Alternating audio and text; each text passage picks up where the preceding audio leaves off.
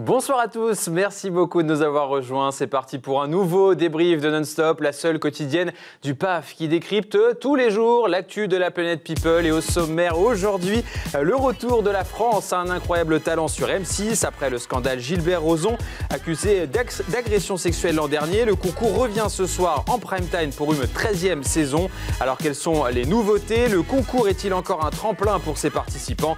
Christophe Huder, humoriste et candidat de l'émission, nous racontera son expérience dans le débrief. Et puis Danse avec les stars devient peut-être Clash avec les stars. Depuis le début de la saison, les célébrités ne cachent plus leur mécontentement. Parfois fatigués, parfois en colère, ils n'hésitent plus à s'en prendre à la production, dans les médias et même en coulisses. Dans un instant, les experts vont faire le point sur toutes ces frictions. Ils nous diront également pourquoi la donne semble avoir changé. Et puis enfin, ne manquez pas le débrief 2.0 de Sébastien Herson avec le français qui séduit les stars américaines sur les réseaux sociaux. La revue de presse de Morgane Derrien en une, un collier de pâtes qui fait fureur et une princesse japonaise qui abdique par amour, sans oublier notre zapping télé. Et bien sûr, notre jeu, un chiffre, une image, une phrase. Bonsoir les experts. Bonsoir. Et puis bonsoir Christophe Huder. Bonsoir. Merci beaucoup de nous avoir rejoints, en tout cas pour le débrief. Vous êtes humoriste, mais aussi l'un des futurs participants de la nouvelle saison de La France, un incroyable talent qui démarre ce soir sur M6. Vous allez nous dire pourquoi vous avez décidé de participer à l'émission, alors que vous êtes déjà un habitué de la scène. Mais juste avant, ce qu'on va faire, c'est regarder la bande-annonce de l'émission, et puis on en reparle juste après. Ouh là là! Oh! Waouh! S'il prend toi et moi sur les balançoires, là c'est le meilleur numéro du monde. Que les volontaires s'avancent. Regarde la tête de Jérôme. Bonne chance les gars.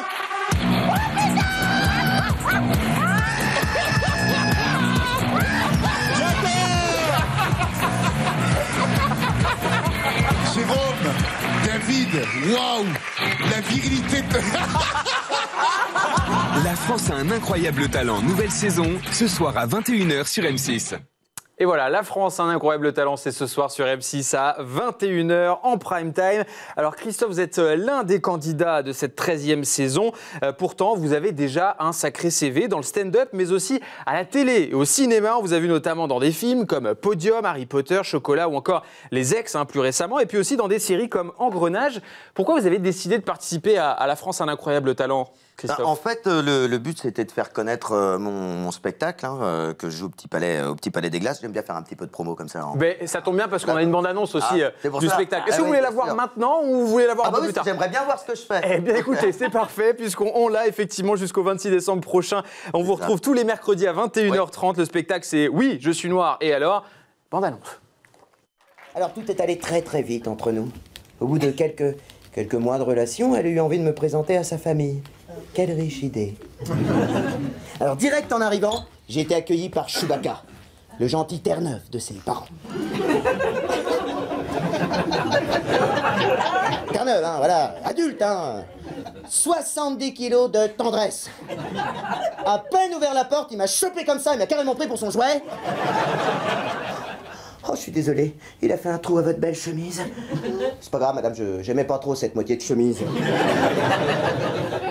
Non, mais si vous voulez, c'est pas de sa faute, c'est parce qu'il adore jouer avec les enfants.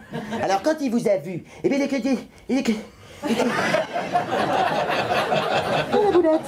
J'aurais prendre un petit apéritif, ça vous dit? Ah bah si, parce que ça s'arrose, Ah bah écoutez, moi je me sers. Voilà.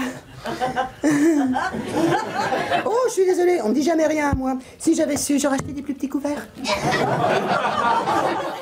Oui, je suis noir et alors voilà, c'est au Palais des Glaces de Paris. Je le répète bien sûr jusqu'au 26 décembre prochain, tous les mercredis à 21h30, comme ça on a fait la promo. Et effectivement, Christophe, vous me disiez, je participe à La France, un incroyable talent pour mon spectacle, c'est ça? Oui, le but, c'est surtout de faire connaître le spectacle, ce que je fais, parce que j'ai la partie comédien, dont vous avez parlé très bien, cinéma, télévision, etc. Et puis, le CV est plus long que ça, bien sûr, mais il nous faudrait quelques minutes pour... Non, mais voilà, le but, c'est pas de faire une vision panégyrique de tout ce que j'ai pu faire, mais au moins, au moins, ça a le mérite de faire connaître un peu ce qu'on fait de manière... en one-man show, on a peu de fenêtres d'exposition, et ça, je trouve que c'était un bon moyen de le faire connaître. C'est vous qui avez fait la démarche Alors on m'a... Ou on est venu vous chercher? On m'a contacté parce qu'on savait que j'avais un one-man show, on connaissait plus ou moins mon parcours de comédien.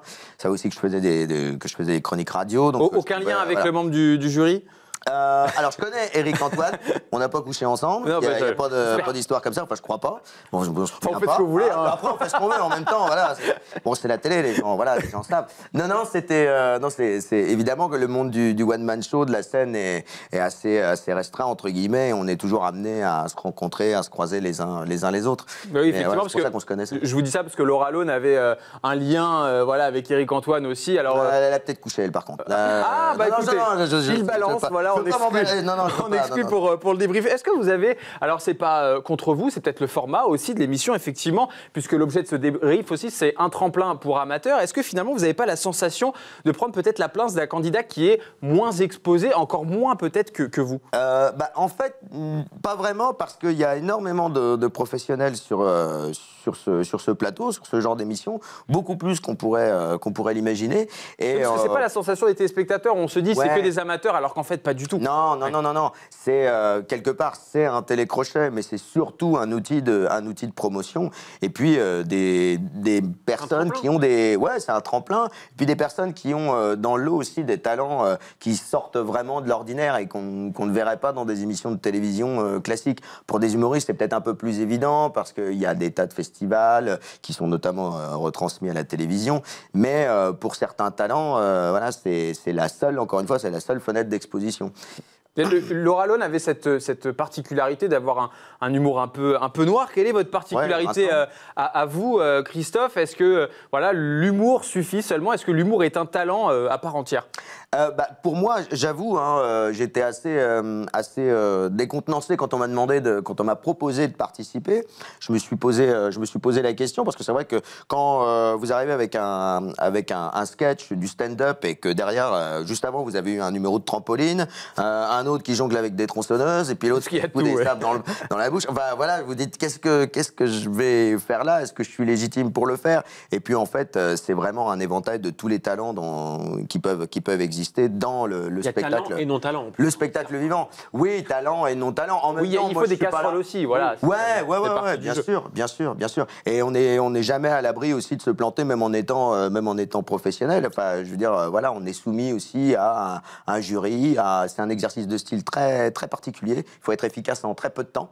Donc montrer ce qu'on fait et ce qu'on est capable de faire et de proposer au public en très peu de temps. Avant même la diffusion, est-ce qu'il y a déjà des retombées pour vous? Est-ce qu'il y a des gens qui sont venus vous voir en vous disant tiens, j'aimerais bien te voir dans mon film, dans ma série? Non, moi j'avais déjà un parcours de comédien auparavant, mais là pour l'instant non, on verra les retombées de manière.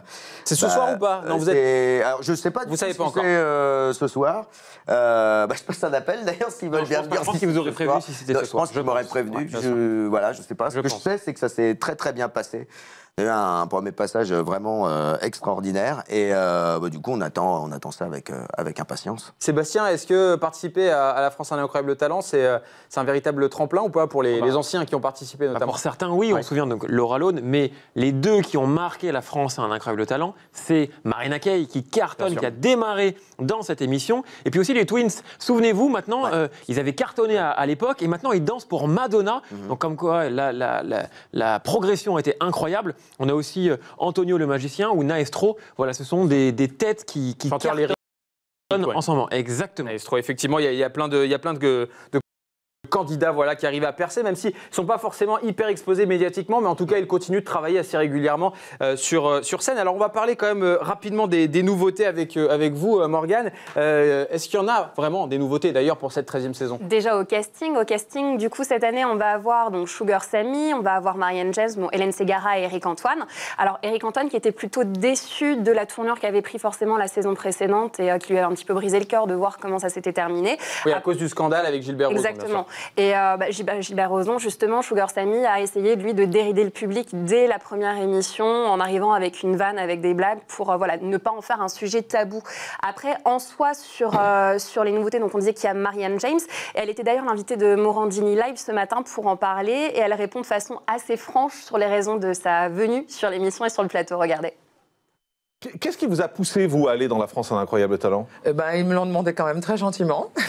Bien évidemment, c'est bien payé. Voilà, ça me fait plus travailler. Et puis, j'aime bien Éric Antoine parce que je pense qu'on est un peu frères et sœurs, tous les deux. On a un peu la même énergie. Je ne connaissais pas Hélène Ségara, mais j'aimais bien son côté féministe. Et puis, j'ai découvert qu'elle était un peu canaille. Elle est un peu canaille. Marianne James, très franche. Voilà, c'est le côté financier aussi, bien sûr, même si elle apprécie, j'imagine, l'expérience. Elle était avant dans Prodige, bien sûr, sur France 2. Est-ce qu'il y a aussi l'aspect financier pour vous ou pas, Christophe? Alors, pas du tout. Visiblement, j'ai pas les mêmes contrats, les mêmes conditions que les membres du jury. Mais c'est bien parce que moi, j'aime beaucoup sa franchise, évidemment. Mais même pour eux, ça leur fait aussi une exposition médiatique qui est pas négligeable. Bien oui, on parle de La France a un incroyable talent. C'est pareil pour The Voice aussi, pour ces chanteurs qui, forcément, exposés, arrivent à vendre encore plus d'albums. Votre but aujourd'hui, c'est quoi, finalement, en participant? C'est de faire découvrir votre spectacle? C'est de faire découvrir le spectacle, voilà, exactement. Et puis aussi de pouvoir amener aussi vers d'autres choses. Parce que moi, j'aime beaucoup le cinéma, j'aime beaucoup jouer devant la caméra. Donc, c'est aussi. Vous n'avez pas peur de l'aspect négatif? Non. On peut avoir l'émission, on le sait aujourd'hui, avec les réseaux sociaux, ça va très très vite. Un humoriste peut se faire dézinguer, comme il peut être très apprécié d'ailleurs. Ouais, mais vous savez ce qu'on dit dans la communication pour un artiste ou pour son art. Faites-vous connaître en bien ou en mal. L'essentiel, c'est qu'on parle de toi. C'est vrai. Mais c'est bien. Après, les professionnels qui regardent, je pense, font la part des choses aussi. Sont assez bons juges pour ça. Pendant la diffusion, vous allez éteindre donc votre téléphone portable? Moi, j'ai vous n'avez pas de réseaux sociaux? Je suis sur les réseaux sociaux, mais je suis très mauvais public pour moi-même. Je suis pas dans l'autocontemplation et je suivrai peut-être un peu les réseaux sociaux, mais je vais pas trop regarder, je vais pas aller suivre exactement ce qu'on peut dire de moi ou sur moi. Vous allez aller loin dans l'aventure? Parce que vous pas vous le dire. Oui, c'est secret. Évidemment, je vais me faire attaquer. Ce n'était pas que la première étape, justement, que c'était la première émission, mais voilà, ça laissait sous-entendre que. Ah oui, mais c'était bien de le relever. Du coup, je vais me faire taper sur les doigts. Non, c'est pas grave. Non, mais je la pose toujours cette question. Je sais que voilà, vous pouvez pas répondre, bien évidemment, mais on verra ça bien sûr ce soir, à partir de ce soir, puisque La France a un incroyable talent, ça démarre. Ce soir, on va passer au débrief 2.0. Alors, on parle pas encore de La France a un incroyable talent. On parle d'un énorme talent, lui aussi. C'est un danseur français qui fait le buzz. Mais juste avant, on va parler de Slimane qui dévoile son nouveau clip. Exactement. Aujourd'hui, un 2.0 100% vidéo. Et oui, regardez le clip officiel de Je te le donne.